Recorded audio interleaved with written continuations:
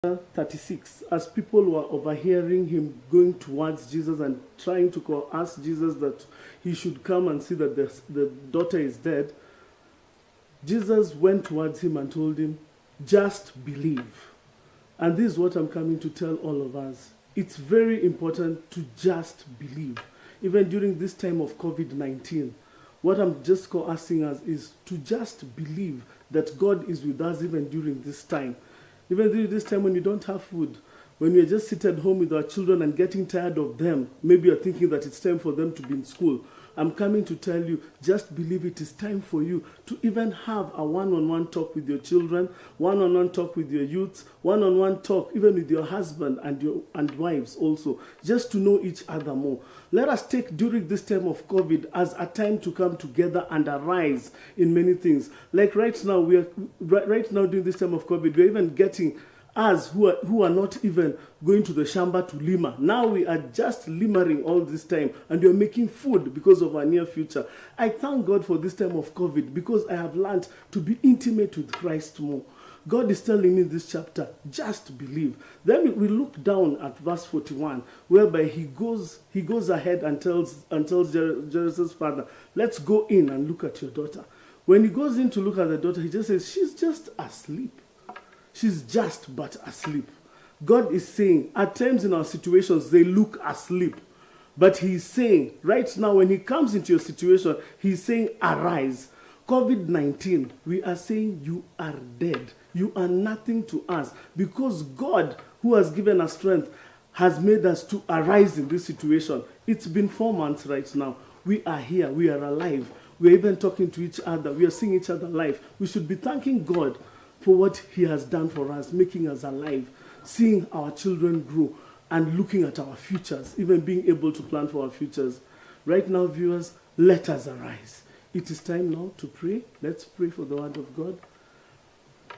Thank you, Lord, for this time. Thank you, Lord, for your word for arising, not only just looking at our situations, but looking unto you and learning to be in you and to value you and to believe in the word of God. Thank you, Lord, for this time. In Jesus' name I do pray and believe. Amen.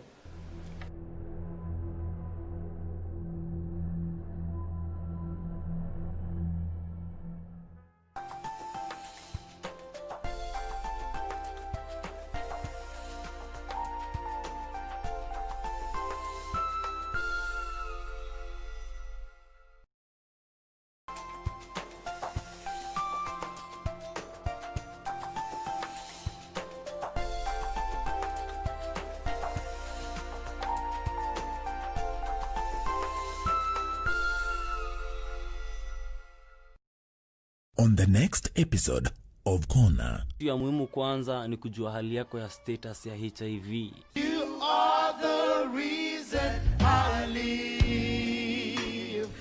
Gospel singer Johnny Akpanke's songs have lifted spirits and healed wounded hearts. This famous song was birthed during a dark and desperate time in Johnny's life. Growing up, Johnny had a passion for music. His father, a pastor and missionary, made sure his children were involved in church programs. Afya bora, maisha bora. Jipime, jiinue. Miss, I've been asking about flight 648 from Paris, but no one is saying anything. Is something wrong? A tragedy changed everything. It's the plane. They're not coming. What are you talking about? What do you mean they're not coming? I won't leave you. Why did they have to die, Juana? Tell me why. A last will is going to transform their lives. It's Juana Lopez Ortiz. Me? You have to get that woman out of here. Only heaven knows what kind of trick she used to get your father to leave her the insurance. And the person she least expected will come to her door. Ah! Hey! Ouch! Be careful. Slowly, slowly. Oh, no. Slowly. In love with Ramon. The long-standing rivalry between Gor Mahia and AFC Leopards, which dates back to the late 1960s.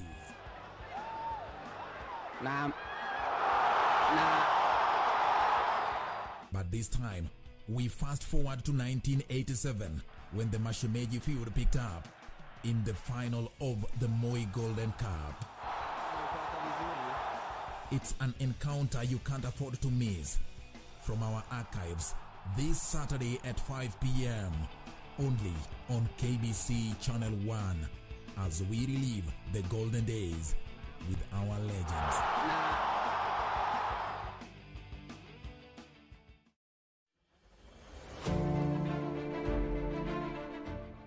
Yeyote aliye na kinga hafifu mwilini yuko katika hatari ya kuambukizwa COVID-19.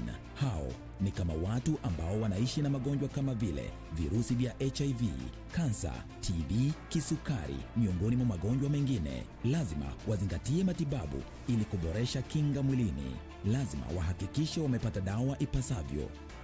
Tembelea kliniki yako au kituo cha afya kilicho karibu nawe kwa maelezo kamili kuhusu jinsi ya kupata dawa. Pia wasaidie jamaa na rafiki kupata dawa. Dumisha mawasiliano nao na ufuate mwongozo wa kiafya kutoka kwa kituo cha afya ili kujikinga na virusi vya korona. Pata habari kuhusu COVID-19 kupitia vyanzo vinavyoaminika. Piga 719 au bonyeza *719#. COVID-19 inazuilika. Jilinde, linda familia na jamii. Ujumbe huu umeletwa kwako na serikali ya Kenya.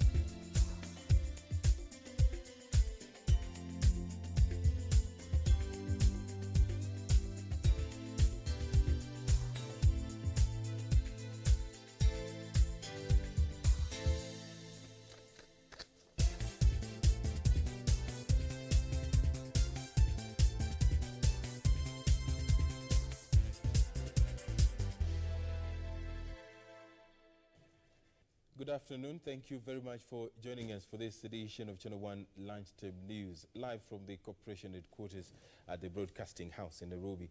My name is Edward Kabasa. Hope you're having yourself a very wonderful afternoon and keeping safe social distancing as well as high maintenance of personal hygiene. Let us take a look at some of the stories we have lined up for you this afternoon.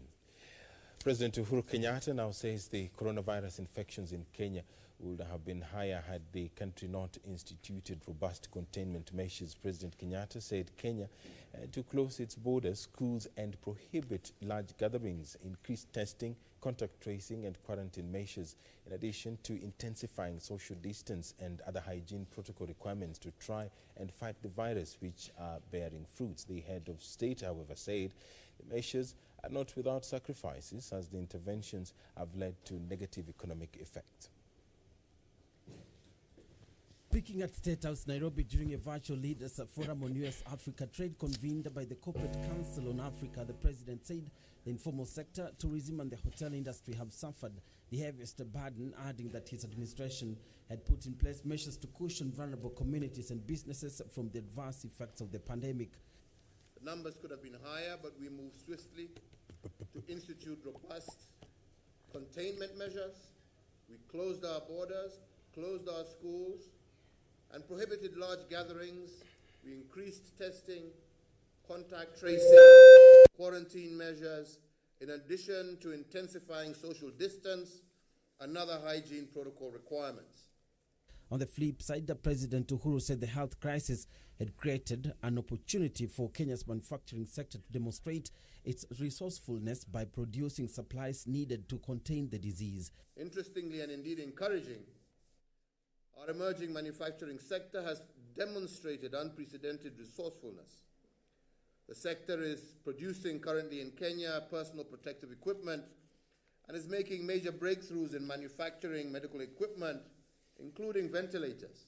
The head of state said Kenya had harnessed digital technologies to roll out e-learning for schools, provide digital payments for vulnerable individuals, and convey timely public health information to citizens.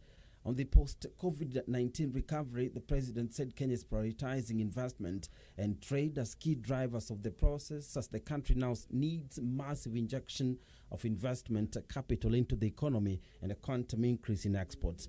President Kenyatta said Kenya aims at conducting the free trade agreement with the U.S. ahead of the expiry of the AGOA arrangement in 2025.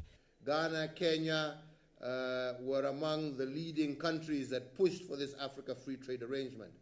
And under that arrangement, what we did agree is that all negotiations would come into play as soon as the Africa Free Trade Agreement came into effect. So that's July, the first week of July, July 7th in particular. And our negotiations with the United States are scheduled to start on the very same day. He said Kenya is keen on an FTA that creates jobs and protects the country's industrial and agricultural sectors. President Nana Akufo-Addo said his country had rolled a $250 million COVID-19 stimulus package with the objective of minimizing job losses. The Ghanaian leader said the AFCTM is an opportunity for the U.S. to enhance its investments in Africa. A section of religious leaders want the government to open churches for prayer, saying they are ready to adhere to all regulations put forward by the Ministry of Health to contain the coronavirus. The clerics said services rendered by religious leaders, including spiritual counseling, could be a solution to rampant mental problems in the country occasioned by the coronavirus restrictions.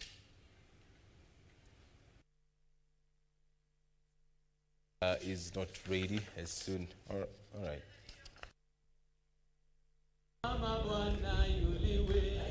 The clerics say the solution to the increasing psychosocial challenges facing many following the coronavirus pandemic can be handled through spiritual nourishment only administered by religious institutions. The clergy, therefore, is appealing to the president to ease some of the containment measures and allow church gatherings to resume. The dire consequences of closing the church have let loose morals of many since they lack regular guidance and spiritual sensitivity. Some of the evident increased decays includes, but not limited to, rampant teenage pregnancies. And if you continue not counseling our youth, then we are about to lose a generation and we'll have ourselves to blame. We can see escalation of domestic violence. There's a lot of domestic violence reported. And there is also crime. There is crime. And therefore that is why we are requesting that the church need to be opened. They argue that for millions of lower-income Kenyans who don't have the means to watch virtual services, the physical church is a lifeline. It has come to our attention also that online services conducted by the churches can only reach most likely less than 10% of the faithful. Many cannot afford the relevant gadgets, while others lack access to internet connectivity or even lack affordabilities of internet bundles. According to the clerics, services rendered by religious leaders, including spiritual counseling to individual congregants at their homes, should fall under the essential service. Elsewhere, Kajiado East Member of Parliament Paris Tobiko is faulting Kajiado County COVID-19 preparedness, saying it does not even have the recommended 300-bed isolation center in readiness to deal with the surging number of COVID-19 cases in the country. Ningewaambia viongozi wale wako kwa county wa prioritize shida, wajue what is more important, what can come first, what should come last. Speaking when she distributed relief food to more than 3,000 families in her constituency, the legislator also took issue with acute shortage of water in most parts of the county, saying the problem was hampering government guidelines to fight the pandemic.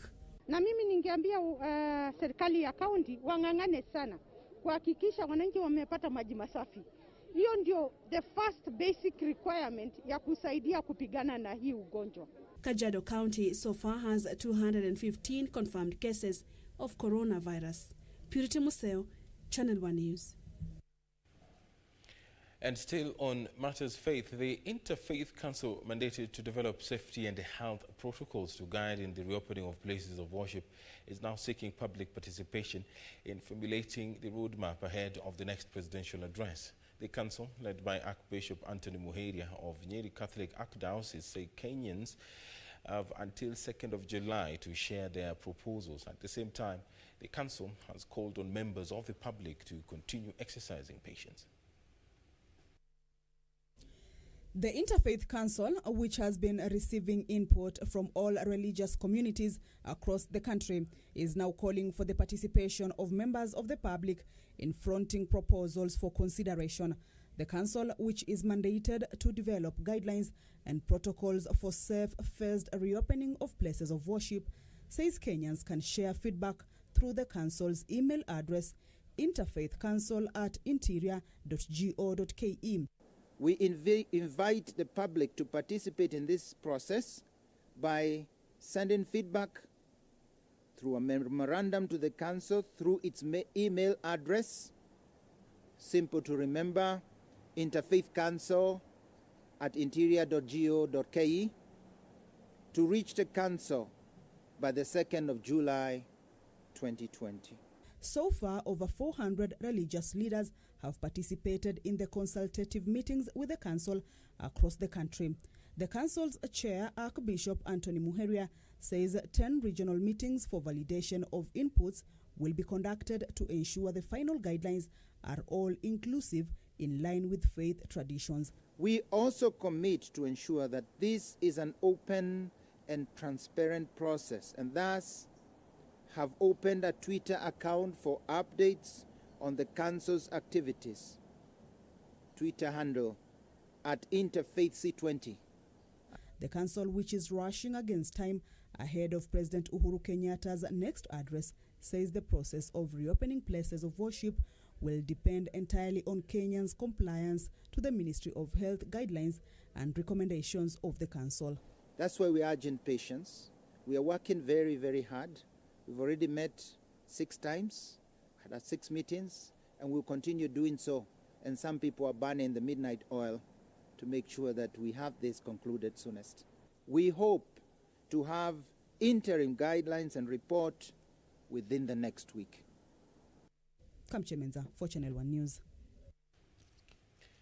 There was drama along the Kakamega-Webuye highway after 2 families on a funeral procession stopped to wrestle over who should bury their dead kin. It all began after the maternal family of the dead woman insisted that their kin, who separated with their husband for years now, should be buried at her father's home. Her husband's family, however, insisted that she was legally married to their son, and so, according to tradition, should be buried at their home. Police officers from Kabasa had to intervene at one point and temporarily kept the casket at in their custody to give the 2 families time to come to a consensus. Her husband's family, however, won the tussle and left with the body for burial.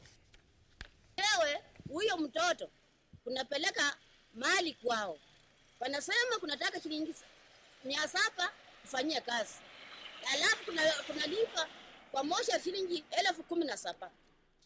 Kunafika Malaba wanakataa, wanataka mtoto wao aende naye, wataki kunipatia aende siku. Hiyo ni ungwana kweli? Mwili wa huyu msichana tumelipa mahari, mke wa Basamo wa Paulo Injendi, nataka mwili uende nyumbani kule Shiome ili sikwe. Bwana yake amekatalia, hataki kwenda kwetu na alikufia kwetu. Sisi ndio tulipeleka pamoja. Mila ya Waluya, msichana kama amekufia kwao mpaka arudi kwa poma. Akisharudi kwa poma, mpaka wamfanya nini? Wampatie vitu ni kama kuni, unga, kuku na sufuria. Sasa muda akufa anakuwa mzuri. Chindi naona mambo inaendelea. Kwa sababu kila mtu amempenda. Hata wenye wako wanachukulika naye wanampenda.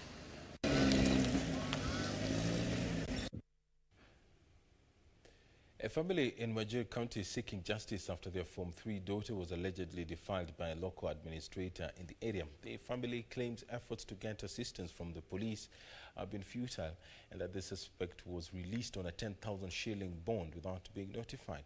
They are now appealing to the Inspector General of Police to intervene and have the culprit arrested. A local assistant chief in Wajir East constituency is on the spot for allegedly defiling a Form 3 student.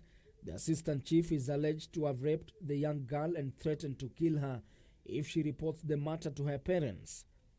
The family is now afraid that justice may not be served as the suspect is out on police bond of 10,000 shillings. Kitendo mbaya baada ya kumalizana na msichana na kumfanyia kitendo mbaya haikuisha hapo. Akasema tena wacha nimuingize katika WhatsApp. Mpaka sasa hiyo picha yake inaenea. Na chief bado anatembea, anasema yeye hakuna kitu anachukulia, anaweza chukulia, yeye ni chief, yeye ni serikali. Ninaona kama jamaa anasema hiyo kesi ilaliswe. Haendelee, kesi yangu iendelee. Ile jamaa haiko nje. Na mtu alikuwa afisa mzima ya serikali, amefanya hii kitendo na ako nje, inanisumbua roho. The civil society groups in the area have weighed in and have taken issues on the manner the case has been handled, claiming the accused is now plotting to have the defilement case resolved through a local mechanism that will deny the young girl justice. The cases are handled by chiefs. You know, it's very shocking. Even yesterday we were having a case, and I was just with the OCS asking him, a chief was the one who actually, facilitated a massacre to take place for a young girl of 15 to be pregnant today. She's the brightest girl in that school. And unfortunately, her life has ended to stop. But Wajir County Police Commander Thomas Ngeiwa has assured the family that the accused will be arraigned in court and justice will in the end prevail. It may not be called a delay because first the lady was not there. So how will you prosecute a case where a victim is not there? So she has to be sought from Mombasa, brought back here, and be issued with a P3. And that's what is going on even as we talk. Ben Chumba, reporting for Channel 1 News. Thank you, Ben Chumba, for that report. Let us now cross over to Ngong, where Irene Muchuma Odim she'll be on that screen in a couple of moments. Yes, there she is. Irene Muchuma Odim is in Ngong, and there are some demolitions going on. The government is moving to clear areas where people have encroached in a bid to plant trees. Irene Muchuma Odim, over to you.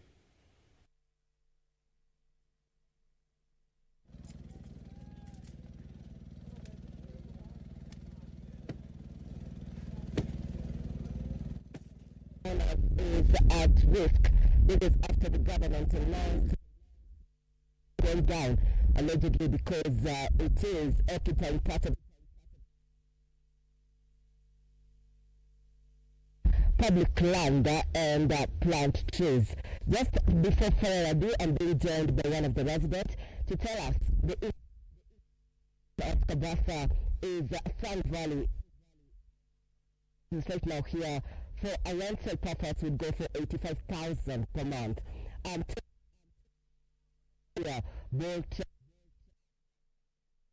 Seem to be having some technical challenges there. As soon as we can re-establish good contact with the Irene Muchuma Odim, we'll be getting back to her. The story is that there are some demolitions going on. These are demolitions which are targeted at those who had encroached in forest over there. Irene Muchuma Odim will be back with more a little bit later on. Let us take a look at some politics now, where Mutiro Ward Member of Parliament, or Member of County Assembly, I beg your pardon, David Kinyua, says he is disappointed the Senate failed to live up to its oversight role when it acquitted Kirinyaga Governor Anne Waiguru. Kinyua, whose impeachment motion sailed through the Kirinyaga County Assembly on 9th June, says the electorate feels shortchanged by the Senate. Governor Anne Waiguru survived impeachment on Friday after the Senate concluded that all the allegations leveled against her were not substantiated.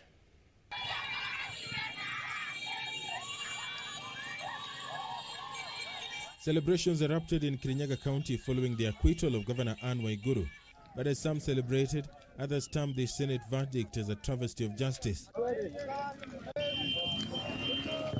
Having failed in the attempt to have Waiguru vacate office, a section of Kirinyaga MCAs accused the Senate of setting a bad precedent in efforts to ensure accountability in counties. Mutira Ward MCA David Kinywa, who moved the impeachment motion, said the Senate had failed the people of Kirinyaga.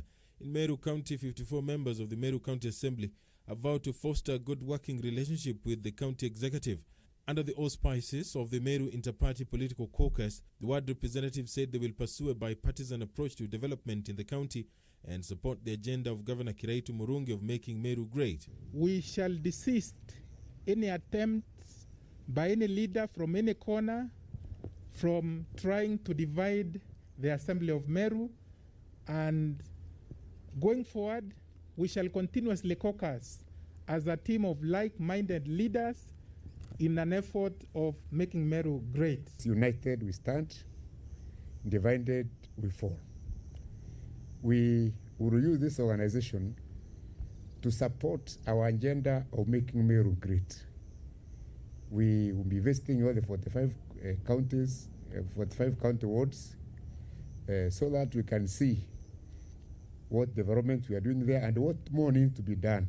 Day 7, as Devolution Cabinet Secretary Eugene Wamalwa raised concerns over the growing number of impeachment motions against governors across the country. When we are facing these enemies for now, I do not think this should be the time when impeachment should be the fashionable thing to do.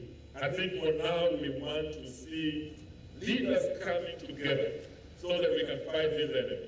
Elsewhere, Transport Chief Administrative Secretary Wavinya Ndeti has defended the recent agreement signed between Jubilee and Wiper Democratic parties. Wavinya denied that the pact was being used as a bargaining chip for the Kamba vote.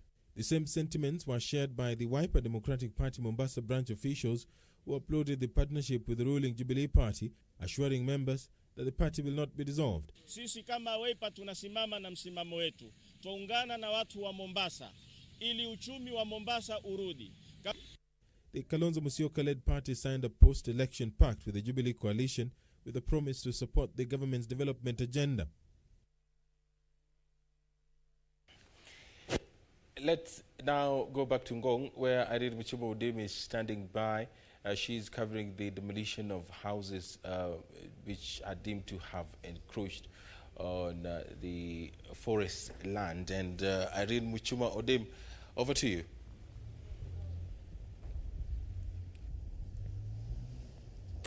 Kabasa, good afternoon once again. Just as I mentioned, I'm coming to you live from Langata constituency, where the investment of more than 20,000 homeowners is at risk. This is after the government announced that residents in this area are facing demolition because they're occupying a public land that is affecting the Ngong forest.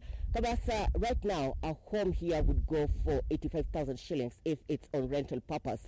There is an empty plot right behind me, I'm told right now is going for 12 million, a land that has appreciated from the year 2004 when residents purchased this land at 1 million for a plot that is 50 by 100 in measurement. Right now, I'm being joined by one of the residents who is saying he's just 2 years to retirement, and he has made investment in this area, and he was looking forward to leave the same for the children and the great-grandchildren. Bwana Simon, what is the impact on this? Yeah, surely. We came here in the year 2004. We bought the land. We did all the due process. We went to Survey of Kenya to do search, and we found these plots were legal. So we approached a bank to finance the purchase and the building. So we did all those process, and the banks granted us loans. And we built, and we completed in the year 2007. So there's been a lot of improvement on the land. And we've used all our savings, our earnings, until now we are now trying to finish up with the loans. Now, the impact on my part is that now I've used all my earnings into this plot. I thought now I'm going to retirement in 2 years and I'll leave this property at least it will be giving me some income. Now, if you are going to demolish this, then I'll have nothing to say I did in my lifetime. What will you urge the government now that they are already intending to demolish these estates? Maybe I'll ask the government to look into the issue again and look at the process which the government, from the start, when it was acquisition until now, when this land was subdivided and sold to the public. Because we didn't come here to grab anything. We just came, we found the land, we bought, we developed until now. Thank you. So, thank you.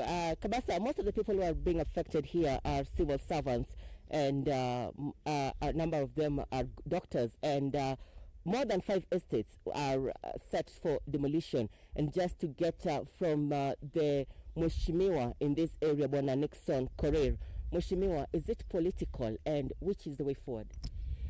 Political or not political, whatever the government is proposing to do is wrong.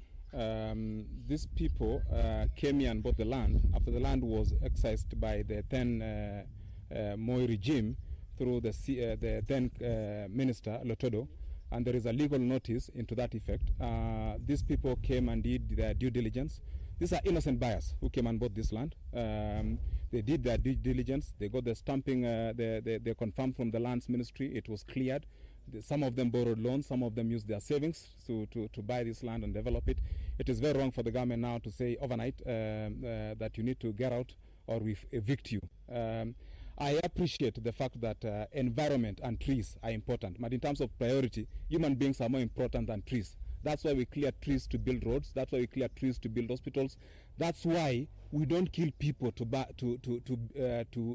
plant trees. And whatever the government is proposing right now is equivalent to killing people to plant trees, because these are people who have spent their lifetime here. They have spent their resources here. So where do you expect them to go? It is the prerogative of the government. It is the mandate. It is the single reason why governments are there are to protect lives and protect the people's property. This is someone's property who has sweated for 50 years, like this gentleman here is going on retire in the next 2 years. Where does it start now? And I just want to tell the government to reconsider that position. They have the power to reconsider the position. If there was a wrong that was done by someone else, then innocent Kenyans should not be victimized. Yes. Thank you. Yes. Thank you. Kabasa, that is Mheshimiwa Nixon Korir, and we have had varied reactions we'll be packaging for you in a subsequent bulletin. And it's one of those news items that will be interesting to follow as each day unfolds, and we'll be keeping a close eye on the same. Kabasa. Thank you very much, Irene Muchuma Odem, reporting live from Langata constituency. That's just close to the Ngong forest, where some residents have been given an eviction notice. The government intends to reclaim some forest land. More details will be coming to you by Irene Muchuma Odem later on in our subsequent bulletins. We're taking a very short break. Channel 1 Lunchtime News continues shortly.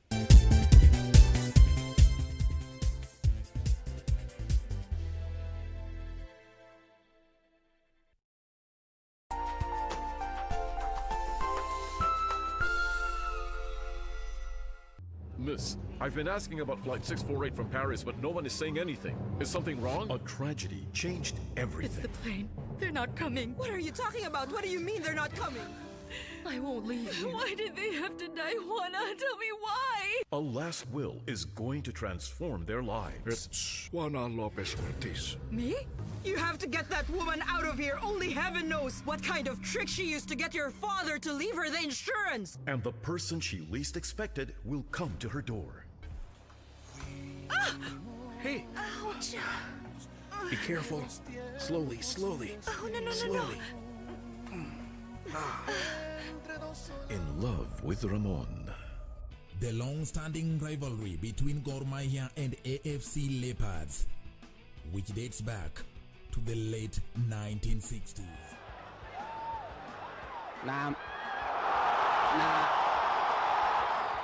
But this time, we fast forward to 1987, when the Mashemeji feud picked up in the final of the Moi Golden Cup. It's an encounter you can't afford to miss. From our archives, this Saturday at 5 p.m., only on KBC Channel 1 as we relive the golden days with our legends.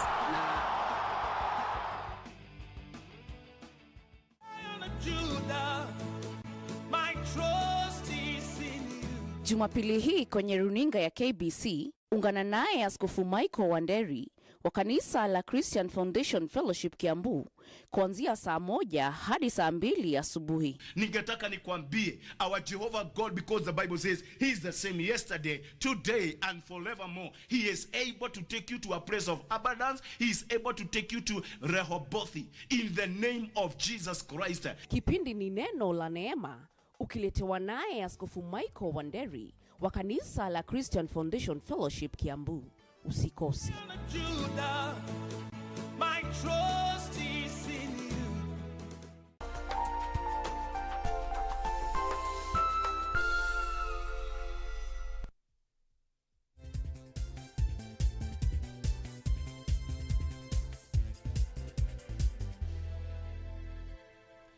Welcome back to the program. Water, Sanitation and Irrigation Cabinet Secretary Cecily Kariuki has ordered all contractors of stalled projects to resume work. Speaking during the groundbreaking of Mukui Water Irrigation Project in Mbeere South, Embu County, the CS noted that several water and irrigation projects have stalled in the wake of the COVID-19 pandemic that's affecting livelihoods.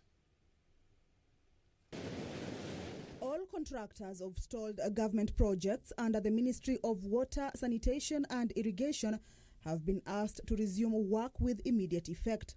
Water, Sanitation and Irrigation Cabinet Secretary Cecily Kariuki says the loss of livelihoods occasioned by the COVID-19 pandemic has negatively affected many Kenyans.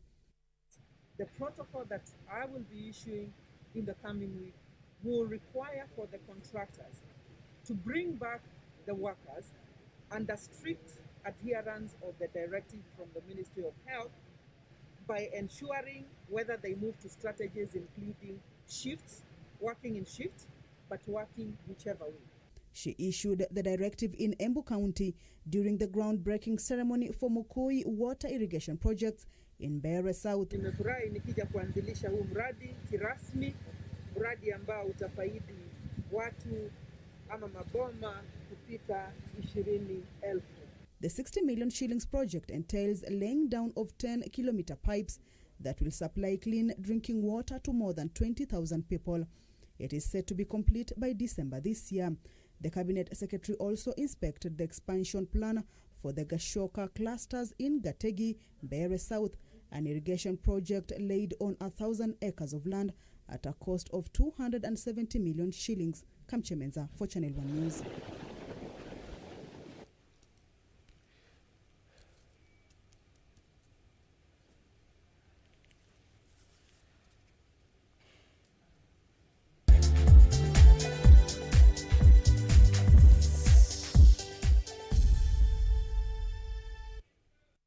Let's take a look at some sports news now. Some 114 days after Manchester United won at Derby County in the 5th round of on 5th March, the FA Cup resumes today with a match pitting Norwich City against Manchester United. The match will be aired live on KBC Channel 1 starting at 7:30 p.m.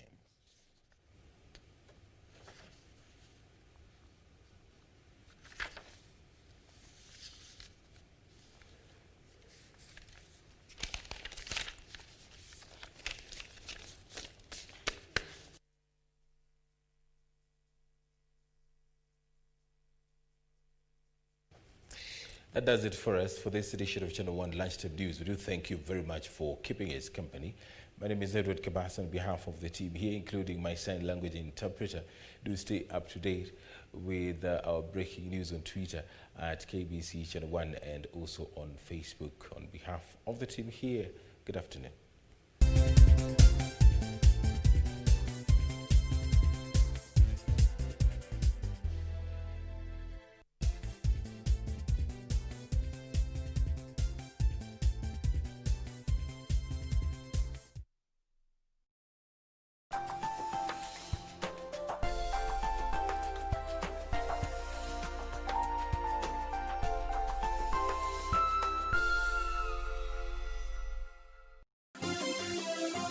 Very Beauty College. Vera Beauty and Fashion College, with branches in Nairobi, Eldoret, Thika, and Meru. Did you know that we are a TVET-approved institution? We offer courses in fashion design, interior design in soft furnishing, event decoration, flower arrangement, event planning, hairdressing, barbering and dreadlocks, beauty therapy, makeup, nail technology, spa massages, teaching skills, TOT, solo business management, and many more. Register now and visit our website on www.verabeautycollege.com.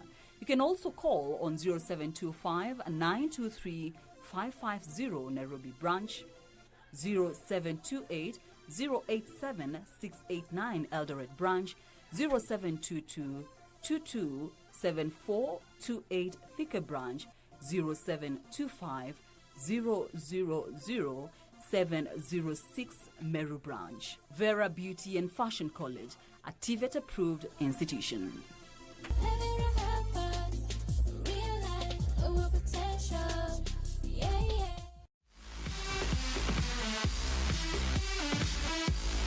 The FA Cup is back on your true sports partner KBC Channel 1 with the quarterfinals of the competition set to take place this weekend. Norwich will be at home to Manchester United this Saturday at 7:30 p.m. Igalo scores! Oh, saved! Krul went the right way! In our action-packed football bonanza, don't miss out.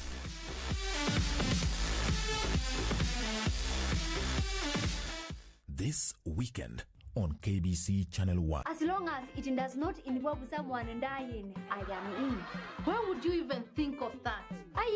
Ngalo, experience prepares you for the worstest. Why do you like preying on innocent souls? One day, I know you'll meet my friend. Let me tell you, my brother, all I am asking is you to give Caesar what belongs to Caesar. Okay? This can't be your plan.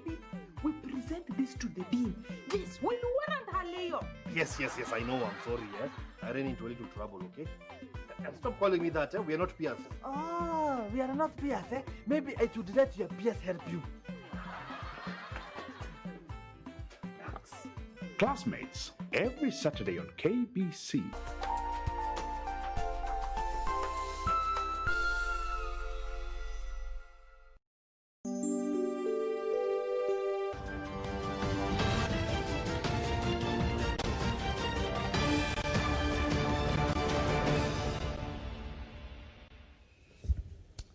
Dakta mtazamaji, hujambo, karibu sana katika kipindi Dunia Wiki Hii, kipindi ambacho kinaangazia taarifa za kimataifa kutoka kila pembe kote ulimwenguni. Kumbuka, taarifa hizi zimewezeshwa na shirika la utangazaji humu nchini KBC na shirika la Xinhua. Katika makala ya juma hili, shirika la WHO latoa wito wa uwiano katika hatua za kujikinga dhidi ya ugonjwa wa COVID-19 ili kupunguza athari kwa jamii. Halikadhalika, idadi ya visa vya maambukizi ya COVID-19 viendelea kuongezeka licha ya kuimarishwa kwa juhudi ya kukabiliana nao, huku rais wa Honduras akiwa katika hali thabiti baada ya kuthibitishwa kuwa na ugonjwa huo. Nchini Kenya yachaguliwa kuwa mwanachama asiye wa kudumu wa Baraza la Usalama la Umoja wa Mataifa. Halikadhalika, kuhusiana na uchaguzi ujao nchini Marekani, basi utafiti uonyesha kuwa Joe Biden anamtangulia Trump kwa alama 8 kitaifa. Ni taarifa hii na nyingine lukuki katika kipindi Dunia Wiki Hii. Twende sawa hadi tamati. Karibu, mimi ni Isaac Lemuka. Shirika la Afya Duniani WHO lilihimiza uwiano baina ya hatua za kuzuia uenezaji wa ugonjwa wa COVID-19 na kupunguza athari za kijamii na kiuchumi, huku visa vipya vya maambukizi vikiendelea kuongezeka kote duniani. Mkurugenzi mkuu wa shirika la WHO Tedros Adhanom alisema kuwa baadhi ya nchi zimeendelea kushuhudia ongezeko la haraka la visa vya maambukizi ya vifo, huku baadhi ambazo zilikuwa zimefanikiwa kupunguza visa hivyo zilishuhudia visa vipya baada ya kufungua uchumi. Alizihimiza nchi kutahadhari na kuwa bunifu katika kutafuta suluhu zitakazowezesha watu kuwa salama huku wakiendelea na maisha yao na kuongeza maradufu hatua ya kimsingi za kiafya ya umma, zikiwemo kutafuta na kupima watu wanaoshukiwa kuwa na ugonjwa huo, kuwatenga na kuwatunza wagonjwa, kuwatafuta na kuwaweka karantini watu waliotangamana na wagonjwa na kuwakinga wahudumu wa afya. Vilevile aliwahimiza watu wote kuchukua hatua za kujikinga wao na wengine, ikiwemo kudumisha umbali ufaao, kunawa mikono na kuvalia barakoa inapohitajika.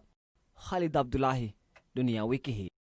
Na China na bara Afrika zimekuwa zikisaidiana pakubwa huku zikiimarisha uhusiano, ambapo Rais Xi Jinping wa China amekuwa akitoa mwongozo katika kubuni jamii ya China na Afrika yenye hatima moja. Ni wakati wa janga la COVID-19.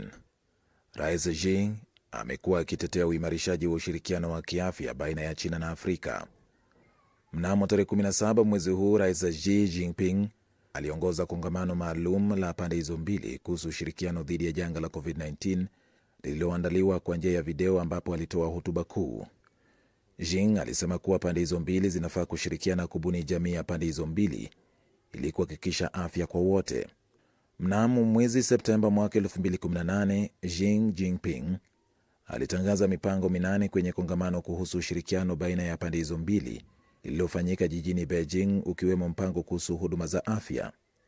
Madaktari wa Kichina wametekeleza shughuli kuu za upasuaji barani humu na kunusuru maisha ya wengi, huku wakitoa mafunzo kwa madaktari, wauguzi na wataalamu wa afya ya umma. Mnamo tarehe 18 mwezi Mei mwaka huu, Jinping alipendekeza utoaji wa usaidizi mkubwa zaidi kwa Afrika wakati wa ufunguzi wa kikao cha 73 cha Baraza la Afya Duniani. China imepeleka michango mingi na usaidizi wa kimatibabu kwa zaidi ya nchi 50 za Kiafrika na Muungano wa Afrika, huku zaidi ya watu milioni 200 kote barani Afrika wakipokea huduma za matibabu kutoka kwa madaktari wa Kichina. Katibu mkuu wa Umoja wa Mataifa Antonio Guterres, mkurugenzi mkuu wa Shirika la Afya Duniani Tedros Adhanom Ghebreyesus pia walisifu umoja baina ya China na Afrika.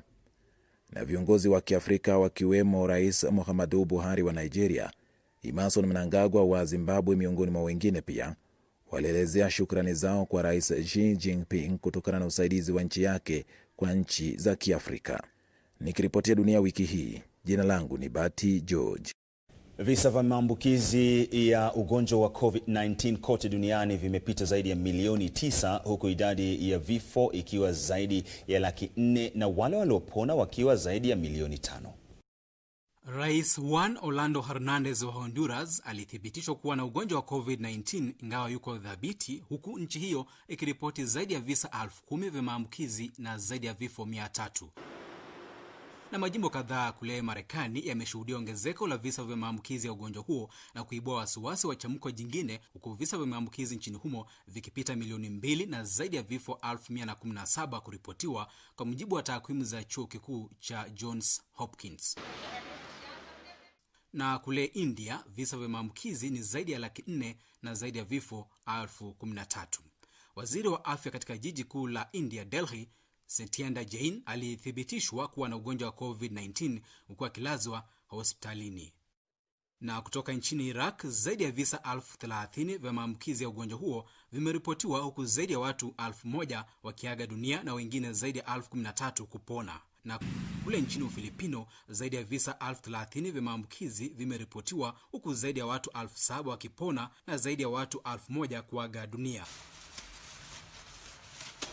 Kule Afghanistan, zaidi ya visa 28,000 vya maambukizi vimeripotiwa, huku zaidi ya watu 500 wakiaga dunia. Na nchini Uturuki, zaidi ya visa 1,186 vimeripotiwa, huku zaidi ya watu 4,000 wakiaga dunia na zaidi ya watu 1,158 wakipona, kwa mujibu wa Wizara ya Afya. Kwingineko, hospitali ya Queen Elizabeth nchini Malawi ilipokea mtambo wa gesi ya oxygen ili kuimarisha vita dhidi ya ugonjwa wa COVID-19. Visa vya maambukizi ya ugonjwa huo nchini humo ni zaidi ya 700 kufikia sasa. Na kutoka nchini Senegal, zaidi ya visa 6,000 vya maambukizi vimethibitishwa, huku zaidi ya wagonjwa 4,000 wakipona na zaidi ya watu 80 wakiaga dunia. Na mjumbe wa Umoja wa Mataifa nchini Sudan Kusini, David Shira, alitoa wito wa kushughulikia kwa athari za ugonjwa wa COVID-19 kwa mfumo dhaifu wa kiafya nchini humo. Aliliarifu Baraza la Usalama la umoja huo kuwa licha uhamasisho, hatua za uzuiaji bado hazifuatwi kikamilifu. Nchi na maeneo mbalimbali yameendelea kulegeza baadhi ya vikwazo vya kudhibiti ueneaji wa ugonjwa wa COVID-19, ingawa tahadhari inachukuliwa kuzuia chamko jipya la ugonjwa huo. Gavana wa jimbo la New York Andrew Cuomo alisema kuwa wataalamu wa kimataifa wa afya ya umma wameidhinisha jiji la New York kuingia kwenye awamu ya pili ya kulegeza vikwazo. COVID isn't over. We still have much more to do. We have to monitor the local infection rate. Local governments must ensure compliance and do tracing. We have to watch out for a second wave. Jimbo hilo lililo na uwezo mkubwa zaidi wa upimaji wa ugonjwa wa COVID-19 nchini Marekani sasa lina viwango vya chini zaidi ya maambukizi miongoni mwa majimbo yote 50. Vinyozi, vituo vya ususi wa nywele na baadhi ya afisi zimefunguliwa tena, huku wateja wa mikahawa wakikaa kwenye maeneo wazi. Na nchini Ufaransa mamilioni ya watoto walirejea shuleni huku vikwazo zaidi vikiondolewa. Shule nchini humo zilifungwa mwezi Machi kufuatia chamko la COVID-19. Na serikali ya manispaa ya jiji kuu la Mongolia Ulaanbaatar ilifungua tena makavazi na maktaba kote jijini humo na kulegeza vikwazo vilivyowekwa mwishoni mwa mwezi Februari. Jiji la Ulaanbaatar ambalo ni makazi ya zaidi ya nusu ya jumla ya zaidi ya watu milioni 3.2 nchini humo ndilo lenye idadi kubwa zaidi ya watu huko Mongolia. Nchini Kenya, Baraza Kuu la Umoja wa Mataifa liliteua Kenya kuwa mwanachama asiye wa kudumu wa Baraza la Usalama la umoja huo kwa kipindi cha mwaka 2021-2022. Kenya iliishinda Djibouti kwenye duru ya pili ya uchaguzi, ambapo Kenya ilishinda kwa kura 129 kati ya nchi 191 wanachama, huku Djibouti ikipata kura 62. Kwa vile nchi 191 wanachama zilikuwepo wakati wa kura hiyo, thuluthi tatu ya kura ambazo ni 128 zilihitajika kushinda. Kwenye awamu ya kwanza, India, Ireland, Mexico na Norway zilichaguliwa kuwa wanachama wasio wa kudumu wa baraza hilo. Rais wa kikao cha 74 cha Baraza Kuu la Umoja wa Mataifa Tijan Mohamed Bande alipongeza Kenya kwa kuchaguliwa kuwa mwanachama wa baraza hilo. Baraza hilo lina nchi 15 wanachama, ambapo wanachama wa nchi 5 zikiwemo Uingereza, China, Ufaransa, Urusi na Marekani ni wa kudumu. Viti 10 visivyo vya kudumu kwenye baraza hilo hutolewa kuambatana na eneo la kijiografia, huku wanachama wa vitano wakibadilishwa kila mwaka. India itachukua mahala pa Indonesia, Ireland na Norway zitachukua mahala pa Ubelgiji na Ujerumani, nayo Mexico itachukua mahala pa Jamhuri ya Dominika. Kenya itachukua mahala pa Afrika Kusini. Kwenye uchaguzi wa mwaka huu wa baraza hilo la usalama, nchi 7 zilikuwa zikiwania viti hivyo vitano. Baraza hilo la usalama huchukuliwa kuwa asasi yenye mamlaka makubwa zaidi ya Umoja wa Mataifa na lina jukumu la kudumisha amani na usalama wa kimataifa. Lina mamlaka ya kuweka vikwazo na kuidhinisha utumiaji nguvu. Wakati huo huo, Rais Uhuru Kenyatta wa Kenya alielezea furaha yake kufuatia ushindi wa nchi kwenye uchaguzi wa viti visivyo vya kudumu vya Baraza la Usalama wa Umoja wa Mataifa, akisema ni dhihirisho la kuimarika kwa ushawishi wa nchi hii kimataifa. Kenya imewahi kuwa mwanachama asiye wa kudumu wa baraza hilo mara mbili, mwaka 1973 hadi mwaka 1974 na mwaka 1997 hadi mwaka 1998. Timothy Kipnusu, Dunia Wiki Hii. Tuelekee Marekani. Matokeo ya kura ya maoni yaliyoonyesha kwamba aliyekuwa makamu wa rais wa Marekani Joe Biden anamtangulia Rais Donald Trump kwa alama 8 kitaifa. Kura hiyo iliyofanywa na chuo kikuu cha Quinnipiac kuanzia tarehe 11 hadi 15 mwezi huu ilionyesha kwamba Biden, anayechukuliwa kuwa mwaniaji wa urais wa chama cha Democratic, anamtangulia mwenzake wa chama cha Republican Trump kwa asilimia 49 dhidi ya asilimia 41 miongoni mwa wapiga kura waliosajiliwa kote nchini humo. Kura sawa na hiyo iliyotekelezwa na chuo hicho mwezi Mei iliashiria kwamba Biden anaongoza kwa alama 11 dhidi ya Trump. Jumla ya wapiga kura 1332 waliosajiliwa walishiriki kwenye kura hiyo kote nchini humo. Kwengineko, Rais Donald Trump aliandaa mkutano wake wa kwanza wa kampeni katika muda wa zaidi ya miezi mitatu huko Tulsa, Oklahoma, licha ya maonyo kutoka wataalamu wa afya dhidi ya mikusanyiko mikubwa ya watu, huku visa vya maambukizi vya virusi vya korona vikiongezeka nchini humo baada ya baadhi ya majimbo kulegeza vikwazo. Trump alizungumzia masuala mbalimbali ya kitaifa, huku pia akiwashutumu wanachama wa Democratic na vyombo vya habari. Wale waliohudhuria mkutano huo wa kampeni walipewa barakoa na waandalizi kabla ya kuingia kwenye ukumbi wa mkutano huo, ingawa wengi hawakuzivalia. Mkutano wa mwisho wa Trump ulikuwa umeandaliwa huko Charlotte, Carolina Kaskazini tarehe 2 mwezi Machi. Maria Mboni kiripotia Dunia Wiki Hii. Uturuki na Italia zitashirikiana kudumisha amani nchini Libya kwa mujibu wa waziri wa mashauri ya nchi za kigeni wa Uturuki, Mevlut Cavusoglu. Uturuki inataka kushirikiana na Italia ili kuleta amani ya kudumu nchini Libya na pia mchakato wa kisiasa na pia kutimiza mahitaji ya kawi nchini humo ukiwemo umeme, kwa mujibu wa Cavusoglu kwenye mkutano wa pamoja na wanahabari baina yake na mwenzake wa Italia Luigi Di Maio aliyezuru Uturuki. Waziri huyo wa Italia kwa upande wake alikariri kwamba pande zinazozozana nchini Libya zinafaa kuheshimu vikwazo dhidi ya uingizaji silaha nchini humo na kutowapeleka mamluki. Kadhalika alisema kuwa Umoja wa Mataifa unafaa kumpeleka mjumbe wake nchini Libya mapema iwezekanavyo. Uturuki inaunga mkono serikali ya Umoja wa Kitaifa ya Libya iliyo jijini Tripoli inayoongozwa na Waziri Mkuu Fayez al-Sarraj na ametia saini mkataba wa ushirikiano wa kijeshi nayo ili kuisaidia kukabiliana na Jenerali Muasi Khalifa Haftar. Uturuki iliwapeleka maafisa wa kijeshi nchini Libya kama sehemu ya mkataba huo. Libya imekumbwa na vita vya wenyewe kwa wenyewe tangu kungatuliwa kwa aliyekuwa kiongozi Muammar Gaddafi mwaka 2011 na imegawika baina ya mamlaka mbili, baina ya serikali ya Umoja wa Kitaifa na jeshi ya simu linaloongozwa na Haftar lililo mashariki ya nchi hiyo. Khalid Abdullahi, Dunia Wiki Hii. Namna China imeendelea kutoa michango na usaidizi wa kimatibabu kwa mataifa na maeneo mbalimbali kusaidia katika juhudi za kukabiliana na janga la COVID-19. Wakfu wa Mammoth nchini China ulitoa vifaa muhimu vya uchunguzi wa kimaabara wa ugonjwa wa COVID-19 kwa Ugiriki. Sherehe ya kutia saini mkataba wa mchango huo ilifanyika kwa njia ya mtandao. Serikali ya China ilitoa vifaa vya kimatibabu kwa Sudan kuimarisha juhudi zake za kukabiliana na janga la COVID-19, huku balozi wa China nchini humo Ma Ximin akiwaambia wanahabari kuwa nchi hizo mbili ni marafiki na washirika wa karibu. Na chama cha raia wa China nchini Uhispania jijini Madrid kimekuwa kikitoa chakula bila malipo ili kudhihirisha umoja na watu walioathirika vibaya kiuchumi kutokana na janga la virusi vya korona.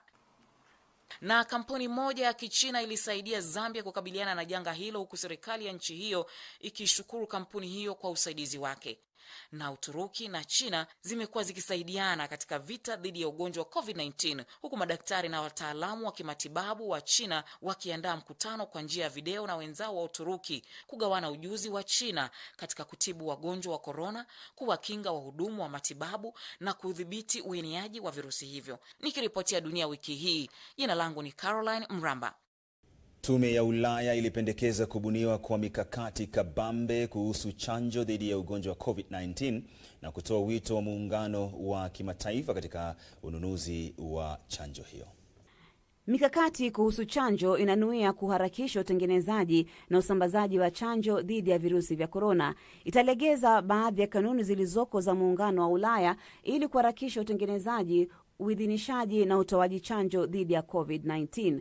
Kadhalika inahusisha muungano huo kuafikia makubaliano na watengenezaji chanjo katika muungano wa Ulaya ili kuhakikisha kuna vipimo vya kutosha kwa muungano huo, kwani unahofia kuachwa nyuma na Marekani na Uchina. Wakati huo huo, rais wa tume ya Ulaya Ursula von der Leyen alitoa wito wa ushirikiano katika kuhakikisha utoaji chanjo hiyo kwa nchi maskini na zile tajiri ili kuepusha ushindani unaoweza kuleta madhara katika harakati za kupata chanjo. Na wanasayansi nchini Chile wanatengeneza chanjo dhidi ya ugonjwa huo, huku wakinuia kuifanyia majaribio kwa binadamu mwaka ujao, kwa mjibu wa mkuu wa kundi la watafiti Alex Kalergis. Alisema kuwa mradi huo unaotekelezwa kwenye chuo kikuu cha Kikatoliki nchini humo huenda ukatoa kinga kwa bara lote. Alisema kuwa lengo la mradi huo ni kuafikia kanuni za kitaifa na kimataifa na kutathmini usalama na ufaafu wa chanjo hiyo. Kundi hilo la utafiti lilisema kuwa huenda chanjo hiyo ikawa tayari kutolewa kwa wingi katika muda wa miaka 2 ijayo. Maria Mboni nikiripotia Dunia Wiki Hii. Haya, kwa taarifa hiyo Dunia Wiki Hii inakwenda kwenye mapumziko mafupi sana. Hii ni KBC Channel 1.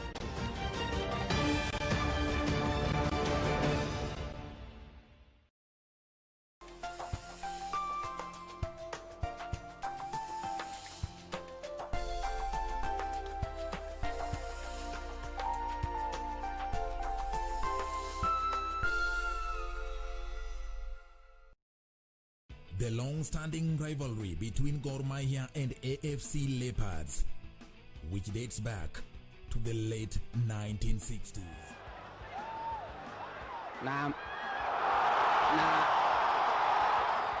But this time, we fast forward to 1987 when the Mashemeji feud picked up in the final of the Moi Golden Cup.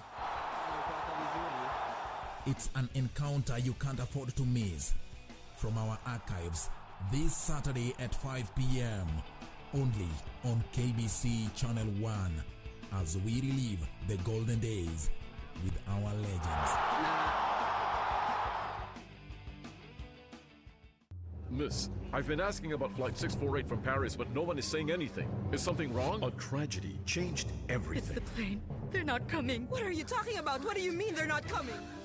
I won't leave you. Why did they have to die, Juana? Tell me why. A last will is going to transform their lives. It's Juana Lopez Ortiz. Me? You have to get that woman out of here. Only heaven knows what kind of trick she used to get your father to leave her the insurance. And the person she least expected will come to her door. Ah! Hey! Ouch! Be careful.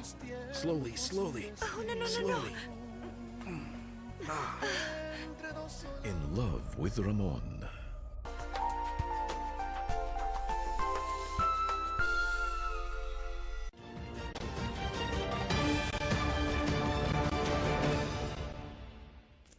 Bado unatizama kipindi Dunia Wiki Hii makusudi uweze kujifahamisha na yale yote yalotokea katika ulingo wa kimataifa. Kwa ushirikiano wa shirika la utangazaji nchini KBC na shirika la Xinhua unapokea taarifa hizo. Awamu ya pili ya kipindi hii hapa. Na basi katika awamu hii ya pili, Baraza la Umoja wa Mataifa kuhusu haki za binadamu lilipitisha azimio la kushtumu vikali vitendo vinavyoendelea vya ubaguzi wa rangi na dhuluma zinazotekelezwa na mashirika ya kiusalama dhidi ya Waafrika na watu wenye asili ya Kiafrika. Azimio hilo hasa lilishutumu ukatili wa polisi uliosababisha vifo vya raia wa Marekani George Floyd jijini Minneapolis na watu wengine wa asili ya Kiafrika. Azimio hilo lililopitishwa kwa kauli moja bila kupigiwa kura kwenye baraza hilo lenye nchi 47 wanachama pia lilishutumu visa vya hivi majuzi vya utumiaji nguvu kupita kiasi na visa vingine vya ukiukaji haki za binadamu vinavyotekelezwa na maafisa wa usalama dhidi ya waandamanaji wenye amani wanaotetea haki za Waafrika na watu wenye asili ya Kiafrika. Azimio hilo liliomba shirika la Umoja Mataifa kuhusu haki za binadamu kuandaa ripoti kuhusu ubaguzi wa rangi, ukiukaji wa sheria za kimataifa na haki za kibinadamu na dhulma dhidi ya Waafrika na watu wenye asili ya Kiafrika unaotekelezwa na mashirika ya udumishaji usalama. Maria Mboniki ripotia Dunia Wiki Hii. Huko Palestina, mamia ya Wapalestina waliandamana kwenye ukingo wa magharibi ya mto Jordan na ukanda wa Gaza kulalamika mpango wa Israel wa kuunganisha sehemu kubwa za ardhi ya ukingo wa magharibi ya mto Jordan na nchi hiyo. Duru za Kipalestina na wale walioshuhudia maandamano hayo walisema kuwa waandamanaji kadhaa walishiriki kwenye maandamano hayo katika eneo la bonde la Jordan linalotishiwa kuunganishwa na Israeli, huku idadi kubwa ya wanajeshi wa Israeli wakilinda usalama wakati wa maandamano hayo. Waandamanaji hao walipeperusha bendera za Kipalestina huku wakiimba nyimbo za kuikashifu Israeli na kubeba mabango yaliyokariri kudumisha kwa maeneo ya Kipalestina na kupinga mipango ya Israeli kuyatwaa. Duru hizo ziliarifu kwamba Wapalestina kadhaa waliombea kwenye maeneo yaliyovamiwa na matingatinga ya jeshi la Israeli katika kijiji cha Hares kaskazini magharibi ya jiji la Salfit katika ukingo wa magharibi ya mto Jordan. Makundi kadhaa ya Kipalestina katika shirika la ukombozi wa Palestina yalitoa wito kwa Wapalestina kutekeleza maombi ya kila juma kwenye maeneo ya Kipalestina ambayo Israeli inanuia kutwaa. Mwishoni mwa maombi hayo, makabiliano yalizuka baina ya waandamanaji na jeshi la Israeli kwenye miji na vijiji kadhaa katika ukingo huo wa magharibi, kwa mujibu wa wale walioshuhudia tukio hilo, wakiongeza kusema kwamba wanajeshi hao wa Israeli waliwatawanya waandamanaji hao kwa kutumia gesi ya kutoa machozi. Na kwenye ukanda wa Gaza, kundi la Hamas liliandaa maandamano ambapo mamia waandamanaji walishtumu mpango huo wa Israeli. Nikiripotia Dunia Wiki Hii, jina langu ni Caroline Mramba. Na viongozi wa muungano wa Ulaya walisema kuwa watahakikisha kwamba mpango wa Uingereza wa kujiondoa kwa muungano huo unaafikiwa, ila ni sharti uwe na manufaa kwa wote, kwa mujibu wa rais wa Baraza la Ulaya Charles Michel. Baada ya mkutano kwa njia ya video na viongozi wa muungano wa Ulaya, Michael alisema kuwa muungano huo na Uingereza ni sharti ziimarishe mashauriano kuhusu mahusiano ya baadaye kabla ya kumalizika kwa kipindi cha mpito cha Uingereza kuondoka kwenye muungano huo tarehe 31 mwezi Desemba. Michael alisema kuwa masuala kuhusu fursa sawa, uongozi na swala la Ireland kaskazini ni muhimu. Alisema kuwa makundi ya muungano wa Ulaya na Uingereza zinafaa kuimarisha mashauriano hayo wakati wa majira ya joto ili kuhakikisha Uingereza inahitimisha kipindi cha mpito kwa wakati ufaao. Na wataalamu wa kimatibabu wanaohudumu kwenye eneo linalokumbwa na vita la Jonglei nchini Sudan Kusini waliibua wasiwasi kwamba mamia ya vifo huenda vikatokea kufuatia kuzuka upya kwa mapigano katika eneo hilo. Gabriel anayeongoza kundi la kamati ya kimataifa ya Msalaba Mwekundu huko Bor katika jimbo la Jonglei nchini Sudan Kusini pia aliibua wasiwasi kwamba mapigano yaliyozuka upya huenda yakasababisha vifo na majeraha, huku wengine wakipoteza makazi. Gabriel alisema kuwa janga la COVID-19 linatatiza shughuli za kibinadamu za kamati hiyo za kuzisaidia familia na jamii zinazoathirika vibaya kutokana na ghasia hizo. Wakati wa makabiliano mwezi Februari na Mei, maelfu ya vijana waliojihami walikuwa wakijiandaa kwa majuma kadhaa kutekeleza mashambulizi kote katika eneo la Jonglei. Gabriel alisema kuwa kufikia wakati ambapo walifikia jamii dhaifu, uvumi kuhusu uwezekano wa kutekelezwa kwa mashambulizi ulikuwa umefanya watu kutoroka miji na vijiji, huku wazee, wanawake na watoto wakiachwa kuhimili mashambulizi hayo. Alisema kuwa janga la COVID-19 linatatiza shughuli zao, kwani nafasi zaidi inahitajika baina ya vitanda hospitalini, hali ambayo imepunguza idadi ya watu wanaoweza kulazwa kwenye wadi kwa 30%. Alitoa wito kwa kukomeshwa kwa mapigano ya mara kwa mara. Tuelekee Sri Lanka. Sri Lanka ilizindua makavazi yake ya kwanza ya chini ya bahari huko Galle kwenye pwani ya kusini ya nchi hiyo ya kisiwa, kwa mujibu wa vyombo vya habari. Makavazi hayo yalijengwa na maafisa wa jeshi la wanamaji kufuatia pendekezo la Waziri Mkuu Mahinda Rajapaksa, na yalijengwa kwenye kivutio kikubwa zaidi cha kitalii huko Galle. Taarifa ya jeshi hilo la wanamaji ilisema kuwa mkusanyiko mkubwa wa vifaa vya kisanii na michongo iliyotengenezwa na jeshi hilo imewekwa kwenye makavazi hayo, na kwamba michongo hiyo ya kipekee ilitengenezwa kutokana na saruji na vifaa vinavyohifadhi mazingira. Makavazi hayo yatawezesha kutengenezwa kwa matumbawe ambayo yataimarisha uzuri wa eneo hilo. Makavazi hayo chini ya bahari yamejengwa kwenye kina cha mita 15.2 katika eneo la bandari la Galle na kutoa taswira ya kupendeza kwa watu wote, wakiwemo watoto, watu wazima, wapiga mbizi na pia waogeleaji, kwa mujibu wa jeshi hilo. Jeshi hilo lilisema kuwa kufikia msimu ujao ni dhahiri kwamba watalii wataweza kupiga mbizi kwenye eneo hilo, na kwamba hoteli zilizo karibu zajumuisha eneo hilo miongoni mwa vivutio vya kitalii. Bustani hiyo ya michongo iliyo chini ya maji inatarajiwa kuchangia pakubwa katika utalii nchini Sri Lanka, huku uchumi wa nchi hiyo ukianza kuimarika baada ya athari za janga la COVID-19.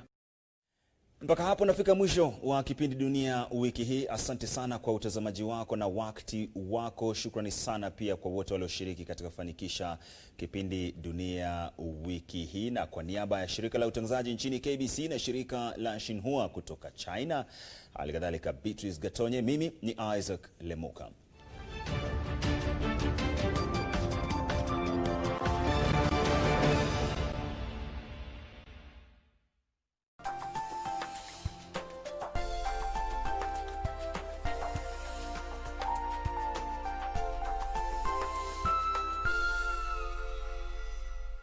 This weekend on KBC Channel 1. It's interesting that homeschooling is now a byword, but I have homeschooled for a number of years, and I am an educationist. We decided we will homeschool. When we start a family and get children, we said this is something we'd like to do. And that's what we did. Even that curriculum matters. What you're teaching the children matters, because it's forming their worldview, how you're approaching the lessons. I am grateful that our society And God has provided opportunities for those who want to pursue things like homeschooling to do it. Found reading to be a very critical way to grow the language of our kids. And it's about giving them the tools for learning.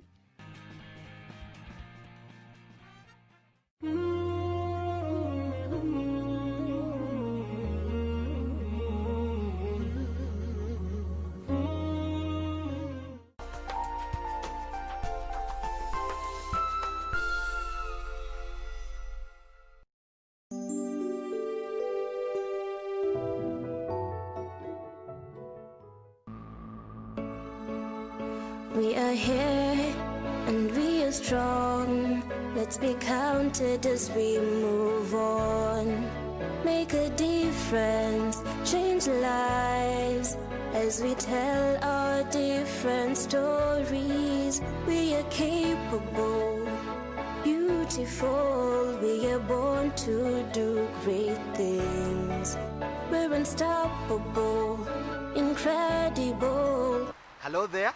Hope you are safe and well during this COVID-19 pandemic. So far, you are a legend. Keep doing what you're doing. Continue washing your hands with clean water and soap. Ensure you sanitize every now and then. And remember to always keep distance. And whenever you're in a public place, ensure you have your mask on. Welcome to Able Differently, a program where we take charge. And just like the other days, we have life-changing stories for you. I am Judy Okite. And I'm Benson Mungai. Welcome. 'Cause we're differently abled, differently. Cleaver Aitoni survived a polio attack at the age of 2 years old. Did that change his life? Of course it did, to its core. Let's take a look at his story. Back in the day when polio was a threat to many children, Cleaver Aitoni was only 2 years of age, and unexpectedly he contracted the dreaded condition. Actually, according to my parents, is that I was a very active boy. And I was very active and running around and very agile in very many ways. And it just came that I was sick. And through that sickness to the hospital, then polio was diagnosed. Then the hospital decided to do what they could do. He was fortunate enough to have parents and family that embraced him regardless of his condition, preferring that he went to integrated schools in his entire school life. And my parents were positive. They took me to the call of integrated school. I didn't go to any special school. And that's how I grew up very positively. I grew up very positively, playing with my age mates, running around. When I'm not in the field, I'm the coach. Although he had few encounters of discrimination, he was always ready to stand up for himself. Even in school, where I went to school, it was very okay. They took me like any other of them. We would play together, do everything together. But with very little discrimination, which I would see, but I would always fight them. Discrimination